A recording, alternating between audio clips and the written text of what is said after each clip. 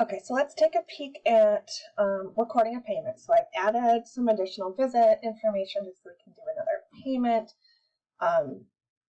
So let's look at record payment. It's going to be the button we press. We can, of course, return home or back to that other screen with CPT. You will also see your information plus the current bill owed. These two buttons are only for once you're in the payment. You do have to enter a date. Again, do the calendar. Payment type for things, it's either the patient, the payer, or the insurance, the write-off, the correction. I'm going to be doing patient payment for this one. And then we're going to go with credit. They're going to pay the $17.84.